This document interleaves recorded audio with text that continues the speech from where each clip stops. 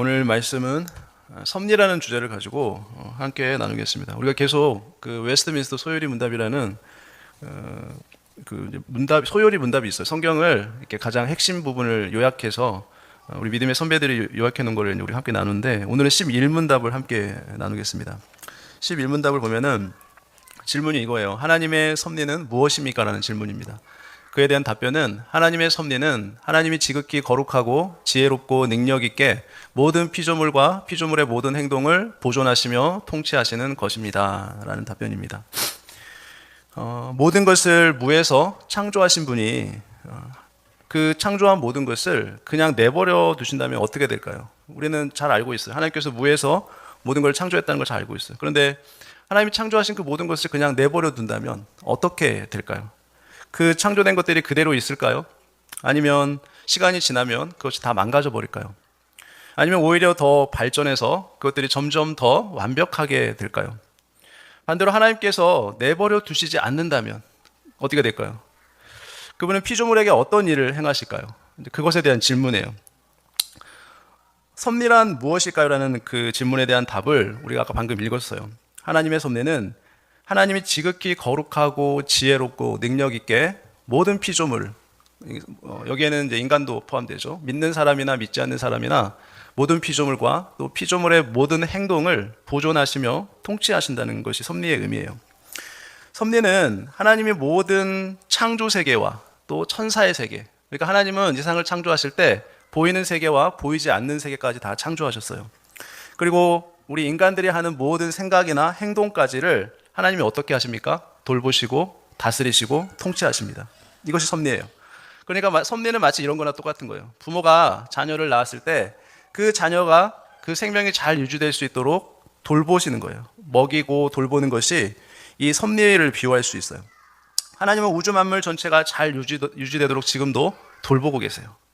영원전에 계획하신 하나님의 그 계획이 완성될 때까지 하나님이 그 모든 것을 돌보시고 통치하고 계십니다. 여러분, 비가 오고 햇빛이 비치고 또 바람이 부는 것, 하나님의 통제 아래 있다는 것을 여러분 아십니까? 또 그것을 믿으시나요? 마태복음 5장에 보면은 이런 말씀이 있어요. 이같이 한즉, 이 전의 말씀이 이제 원수를 사랑하라는 말씀이거든요.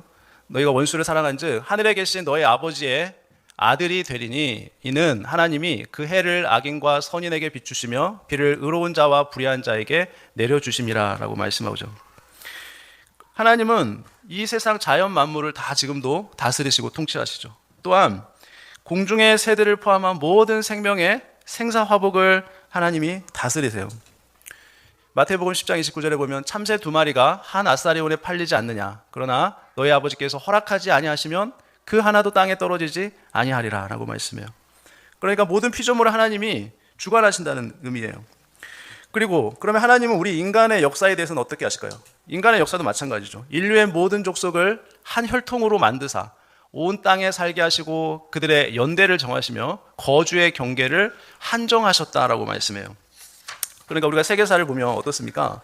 이 세계 역사는 전쟁을 통해서 영토들이 정해진 것 같지만 이건 역시 하나님의 섭리라는 거예요. 지금도 세계 곳곳에서 전쟁이 일어나고 있죠. 그 전쟁을 주관하실 분도 하나님이에요. 누가 이길지를 하나님은 다 아시고 주관하고 계세요. 이처럼 한 나라가 흥하고 망하는 모든 과정까지도 하나님의 섭리 속에 있다는 거예요. 하나님이 간섭하신다는 거예요. 더불어 하나님은 나라의 흥망성쇠뿐 아니라 우리 개인의 삶과 죽음, 질병까지도 하나님은 섭리하신다고 말씀해요. 사무엘상 말씀해 보면 여호와는 죽이기도 하시고 살리기도 하시며 수월에 내리기도 하시고 거기에서 올리기도 하시는도다. 여호와는 가난하게도 하시고 부하게도 하시며 낮추기도 하시고 높이기도 하시는도다. 하나님께서 행하시는 일을 보라. 하나님께서 굽게 하신 것을 누가 능히 곧게 하겠느냐. 형통한 날에는 기뻐하고 공고한 날에는 되돌아보아라. 이 두 가지를 하나님이 병행하게 하사 사람이 그의 장래일을 능히 헤아려 알지 못하게 하셨느니라 라고 말씀해요. 그러니까 우리가 잘 되고 못 되는 거 하나님의 손 안에 있다라는 거예요. 우리가 때로는 부유할 수도 있고 때로는 가난할 수도 있어요. 그러나 이 모든 것은 하나님의 통제와 섭리 가운데 이루어진다는 것이죠. 성경은 이러한 섭리가 이 피조 세계 전체와 인간 역사뿐 아니라 어디에도 있다고 말합니까? 교회에도 있다고 말해요. 성경은 예수님의 오심과 죽으심, 또 그분의 부활하심, 승천하심 모두 다 하나님의 섭리 가운데 이루어졌다고 말씀하죠. 지금 예수님은 어디에 계십니까? 하나님의 섭리 가운데 부활하셔서 승천하신 후에 하나님 보좌 우편에 앉아 계세요.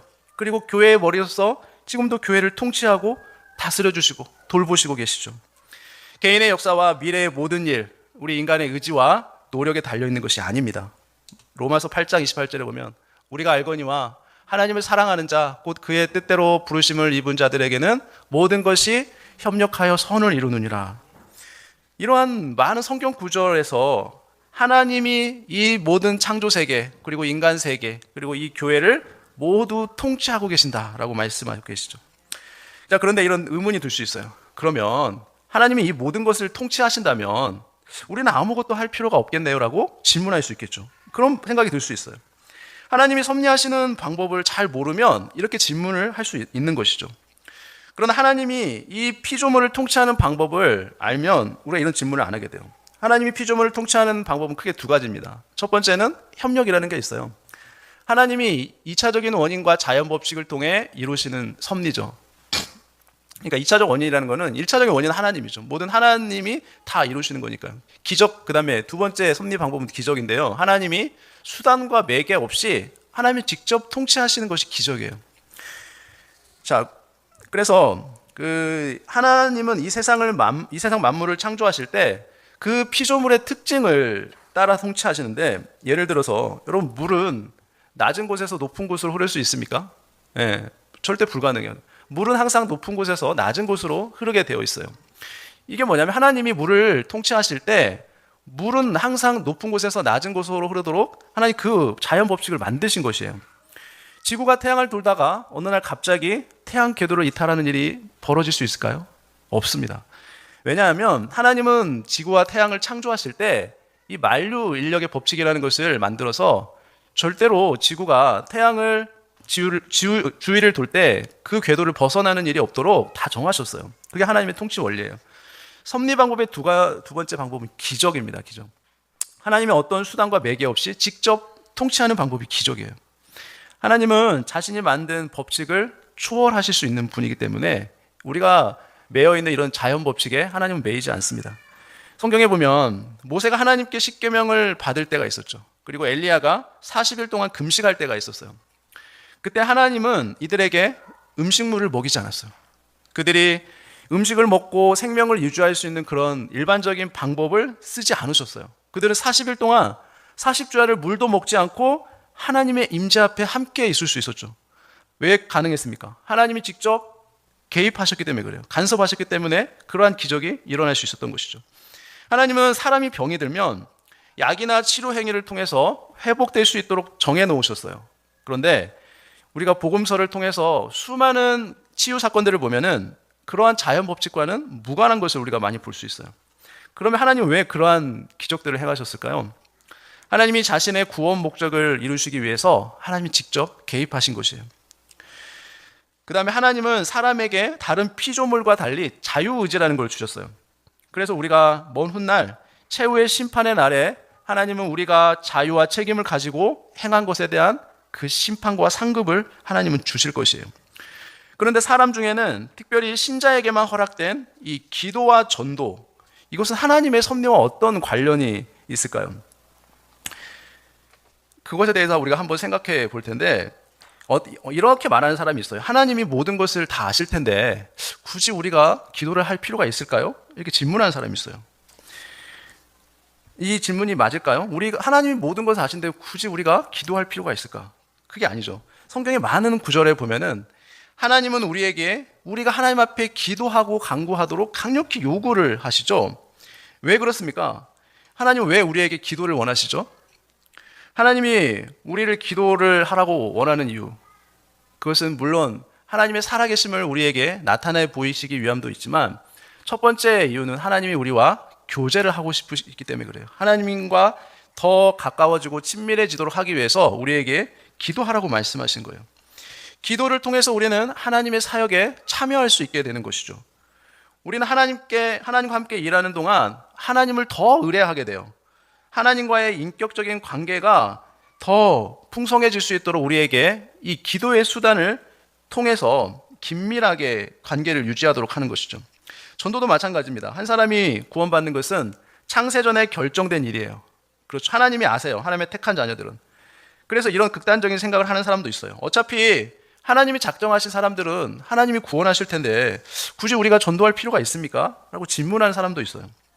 그러나 하나님은 구원하시기로 작정한 사람들을 어떻게 구원하십니까? 바로 전도의 방법을 통해서 구원하신다는 거예요. 그래서 우리는 반드시 전도를 해야 돼요. 왜? 전도를 통해서 하나님이 택하시고 작정하신 그 영혼을 구원할 수 있기 때문에 그래요. 우리가 전도를 안 하면 그 영혼을 구원할 수가 없어요. 하나님은 작정은 하셨지만 우리가 하느냐 안 하느냐에 따라서 그 영혼이 구원받을 수 있는 것이에요. 하나님은 전도자가 전도하기 위해 그 한 영혼에게 우리가 마음을 쏟는 그 과정을 통해 우리를 어떻게 하십니까? 우리를 성숙하게 해주시는 거예요. 하나님의 마음을 우리로 하여금 품게 해주시죠. 장차 하나님이 하시는 일에 우리를 동참시켜 주시는 거예요. 그래서 하나님 앞에 우리가 갔을 때 우리는 우리가 전도한 것에 대한 상급을 받게 돼요. 하나님의 은혜를 풍성하게 누리게 돼요. 그래서 우리로 하여금 전도를 명하신 것이에요. 다 우리를 위한 것이죠. 그리고 하나님의 섭리의 방법을 모르면 우리는 또 양극단에 쉽게 빠질 수가 있어요. 여러분, 어떤 사람은 하나님이 2차적 원인을 통해 통치하신다는 사실을 인정하지 않는 극단주의에 빠지게 될 수가 있는데요. 그들은 하나님의 직접적이고 즉각적인 기적만을 기다려요. 그래서 우리가 흔히 몸이 아플 때 어떻게 합니까?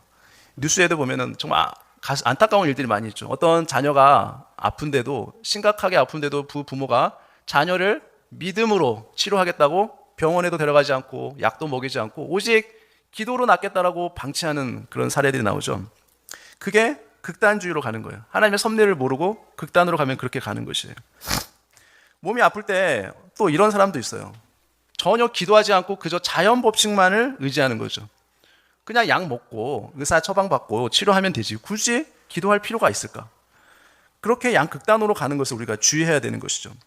우리는 몸이 아플 때 약도 먹고 의사의 처방을 받아야 되지만 하나님 앞에 기도해야 되는 것이에요. 그리고 하나님의 기적만을 바라는 것이 아니라 하나님이 일반 은총 가운데 우리에게 허락하신 의사의 처방 그리고 약을 사용해서 우리의 질병을 나을 수 있는 것이에요. 하나님이 그걸 원하시는 거예요. 우리는 양극단에 치우치기가 너무나 쉬워요. 우리의 신앙이 성숙해지기 위해서는 이러한 양극단에서 우리가 벗어나야 돼요. 그리고 하나님이 주신 수단, 그것이 뭡니까? 하나님이 우리에게 은혜로 주신 수단, 예배죠. 예배와 말씀 묵상, 그리고 기도하는 거, 그리고 성도의 교제, 이러한 것들을 우리가 열심히 사용해야 돼요. 여러분, 신앙은 저절로 성숙되지 않습니다. 그러나 경건의 모양을 갖추었다고 해서 신앙이 성숙되는 것 또한 아니에요. 우리가 이렇게 예배드리고 또 기도하고 또 개인적으로 말씀도 보고 하는 것들 좋은 것이죠. 그런데 그거를 기계적으로 한다고 해서 우리의 신앙이 저절로 성숙되지는 않아요. 뭐가 필요합니까? 하나님의 은혜가 필요해요. 은혜가 주어져야만 거기에 우리의 신앙이 성숙될 수 있는 것이에요. 먼저 하나님의 도우심을 간구해야 되는 것이죠. 우리의 영혼을 성숙시키는 은혜의 수단들을 우리가 부지런히 사용해야만 우리의 신앙이 성숙되어집니다. 이것이 바로 하나님의 섭리를 바르게 아는 성도들의 자세와 모습인 것이에요. 그 다음에 이 하나님이 우리를 섭리하시는 목적이 있는데 그것은 뭐냐면 하나님의 선을 이루기 위해서예요. 오늘 10일 문항에서 보면은 섭리의 궁극적인 목적이 선을 이루는 데 있다고 말씀해요. 선. 여러분, 선이 무엇입니까? 하나님이 원하시는 것이 이루어지는 것이 선이에요. 하나님께서 원하시는 것이 이루어지는 것. 예를 들어서 우리에게 착하다, 바르다라는 개념이 있죠. 우리가 그냥 보기에 남들에게 베풀 줄 알고 또 도울 줄 알고 또 남의 물건을 훔치지도 않고 또 사회법을 잘 지키고 남을 미워하지 않는 그런 사람을 우리가 선하다고 일반적으로 많이 얘기를 하죠. 그러한 선에 대한 개념 이해들이 어디서 왔을까요? 이런 도덕과 윤리, 우리는 인간이 만들었다고 생각을 합니다. 하지만 이 착하다는 개념 자체를 하나님께서 주셨다는 사실을 우리가 기억해야 돼요. 왜 도둑질을 안 합니까? 남의 물건을 소중히 여길 줄 알아야 한다는 것이에요. 도둑질을 안 한다는 것은 내 것도 소중하지만 남의 물건도 소중하다는 것을 알도록 하기 위한 것이에요. 그리고 자신만을 위한 것이 아니라 남을 위할 줄 알아야 한다는 것이죠. 결국 남을 위할 줄 안다는 것은 하나님께서 우리 인간에게 원하시는 뜻이기 때문에 그래요. 따라서 하나님의 뜻이 이루어질 때 비로소 우리가 그것을 선이라고 말할 수 있는 것이죠. 로마서 8장 35절에 보면 누가 우리를 그리스도의 사랑에서 끊으리요 환난이나 공고나 박해나 기근이나 적신이나 위험이나 칼이랴. 여러분, 이 말씀은 신자들이 당하는 환난이나 공고나 박해나 기근이나 적신이나 위험, 심지어 우리가 죽는 일까지도 다 하나님의 섭리 가운데 일어난다는 것을 우리에게 말씀하고 있어요. 그래서 성경은 궁극적으로 이 모든 일에 목적이 있다는 거예요. 어떤 목적이 있습니까? 하나님이 미리 아신 자들을 또한 그 아들의 형상을 본받게 하기 위하여 미리 정하셨으니 이는 그로 많은 형제 중에서 그들을 또한 부르시고 부르신 그들을 또한 의롭다 하시고 의롭다 하신 그들을 또한 영화롭게 하셨느니라고 말씀해요. 하나님이 이 세상을 창조하시고 이 세상을 향한 계획을 가지고 계셨어요. 곧 예수님을 믿는 모든 사람으로 하여금 하나님의 형상을 담게 하는 것, 이것이 하나님의 계획이었어요. 이 계획을 위해 하나님은 우리를 불러내셨어요. 그리고 우리를 의롭게 여기셨고 우리를 거룩하게 하셨고 장차 우리를 영화롭게 만드실 것이에요. 그러므로 우리가 이 땅에서 병들거나 또 사고 나거나 또 죽음과 칼의 위협을 받는 일조차도 최후의 날 우리가 주님 앞에 서게 될 때 그 일들이 얼마나 우리에게 궁극적으로 유익을 주었는지를 비로소 그때 깨닫게 될 것입니다. 이것이 섭리가 주는 큰 위로예요. 여러분, 우리는 하나님의 섭리를 지금 이 땅을 사는 동안은 절대로 이해할 수가 없어요. 그러나 다 세월을 뒤로 하고 돌아보면 조금씩은 깨닫게 되는 것이에요. 하나님의 선하신 뜻이 이 사건을 통해서 나에게 깨닫게 하시려고 그러한 일이 있었구나라는 것을 우리는 비로소 나중에 조금씩 깨닫게 되는 것입니다. 그러나 이제 먼 훗날 주님 다시 만난 날, 그때는 하나님이 우리에게 밝히 알려주실 거예요. 우리가 이 땅에서 왜 그때 힘들고 어렵게 눈물 흘리며 고통 가운데 살았는가를 지금은 이해할 수 없지만, 지금은 해석되지 않지만 나중에는 하나님 밝히 다 가르쳐 주시고 우리가 깨닫게 될 것입니다. 이런 생각을 가지고 살아가는 사람들은 어떻습니까? 우리가 이 땅에서 병들고 핍박과 죽음의 위협을 당한다 할지라도 그리스도의 사랑에서 절대로 끊어지지 않습니다. 또한 끝까지 믿음을 가지고 주님을 의지하며 살아갈 수 있는 것이에요. 결국 우리의 신앙이 성숙하다는 것은 우리가 이 하나님의 섭리를 얼마나 잘 받아들이고 있느냐 하는 것을 의미해요. 우리 모두 이 땅을 살아가는 동안 이 하나님의 섭리를 아는 지식에서 점점 더 자라감으로써 날마다 하나님을 더욱더 신뢰하고 감사함으로 평안과 기쁨 가운데 살아가기를 바랍니다. 그래서 모든 것이 합력하여 선을 이루게 하시는 그 하나님을 오늘도 찬양하며 살아가는 저와 여러분 되시기를 예수님의 이름으로 축원합니다. 기도하겠습니다. 하나님 아버지, 주님의 은혜를 감사합니다. 하나님께서 저희들을 창조하시고 지금도 우리를 섭리하시는 줄 믿습니다. 우리의 모든 삶을 주님께서 통치해 주시고 다스려 주시고 인도해 주시고 보호해 주시는 줄 우리가 믿습니다. 하나님, 우리 삶이 때로는 우리가 이해되지 않는 어려움과 고통과 슬픔이 있을지라도 그러나 그 모든 것을 통해서 하나님의 선하신 뜻이 이루어질 줄 믿습니다. 우리에게 큰 믿음을 주셔서 그 선하신 하나님의 계획과 뜻을 따라 늘 순종하며 감사와 기쁨으로 주님을 찬양하며 살아가는 저희들 되게 해 주옵소서. 모든 것 예수님의 이름으로 기도합니다. 아멘.